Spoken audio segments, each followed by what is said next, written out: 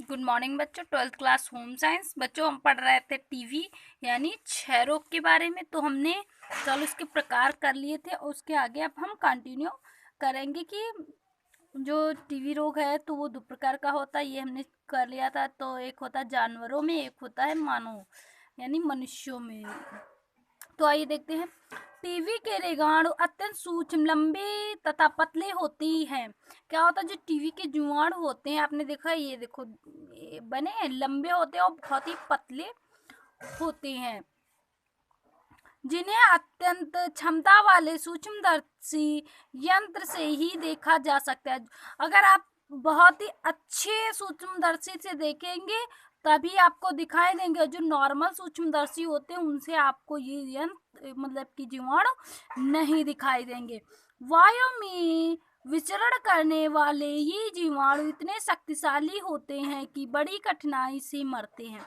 ये क्या है, वायु में विचरण करते रहते हैं, इसलिए ये बहुत ही कठिनाई से इनकी डेथ होती है, इतनी आसानी से मरते नहीं है। सूर्य की किरणों और उबलते जल से शीघ्र ही नष्ट हो जाते। अगर हम इसको सूर्य की किरणें जो होती हैं उसमें और अगर उबलते जल में इनको हम डाल दें तो ये मर जाते हैं। इसीलिए कहते हैं जो टीबी वाले पेशेंट होते हैं, मरीज होते हैं, तो उनको अपना धड़ जो छाती होती है वो खोल करके सुबह सुबह सूर्य की किरणों के सामने बैठना चाहिए, जिससे क्या होता है, जो टीबी के कीटाणु होते हैं नष्ट हो जाते हैं। रोगी के शरीर से निकल कर ये 1 या 1.5 मीटर की ऊंचाई या वायुमंडल में उड़ते रहते हैं। क्या होता है, वो रोगी के शरीर से निकलते हैं और ये क्या होता है, 1 या 1.5 मतलब कि मीटर की ऊंचाई पे ये जीवाणु उड़ते रहते हैं।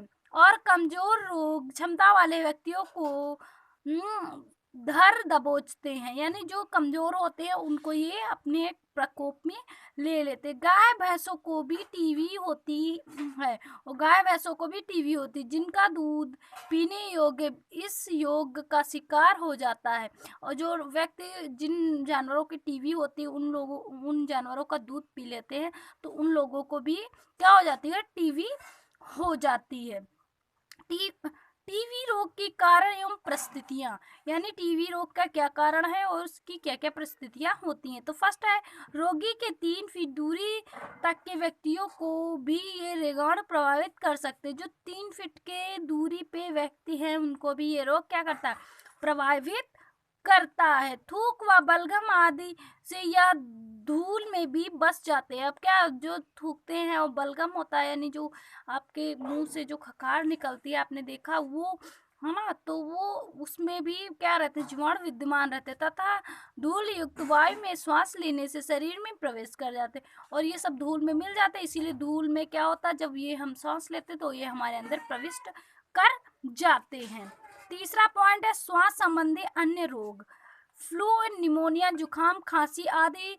शरीर निर्बल हो जाता है, ऐसे व्यक्तियों को यह जीवाणु अधिक प्रभावित करता है। जिनके फ्लू, निमोनिया और जुखाम होता है, इन लोगों को ये रोगाणु बहुत ही ज्यादा अधिक प्रभावित करता है। 4 पॉइंट है अपोषण, कुपोषण, गंदे व सीलन युक्त स्थान, अधिक संतुत्पद तथा चिकन चिंता युक्त रहने पर इस रोग की संभावना बढ़ जाती है।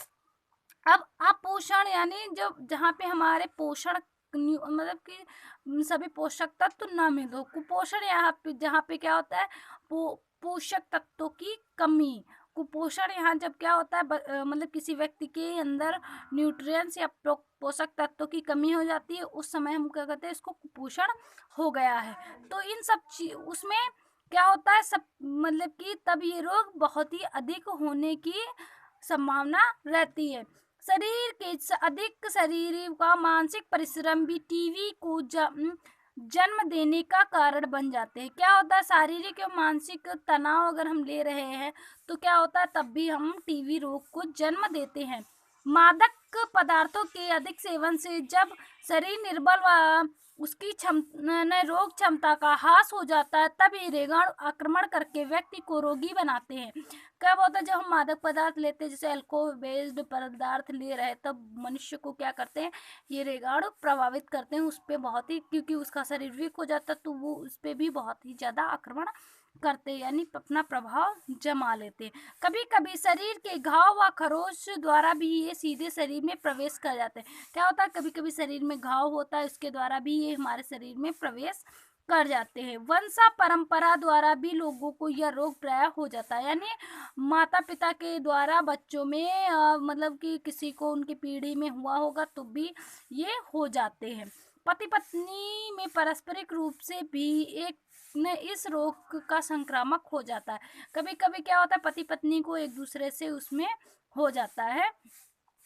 रोग की जांच व उचित चिकित्सा न मिलने पर इस रोग से छुटकारा पाना संभव कठिन हो जाता है। अगर आप इसकी मतलब कि क्या करते हैं, अगर इससे मतलब कि कोई मतलब कोई अच्छा इलाज नहीं कर रहे हैं और इस पर ध्यान नहीं दे रहे हैं तो इससे क्या है, छुटकारा नहीं पा सकते।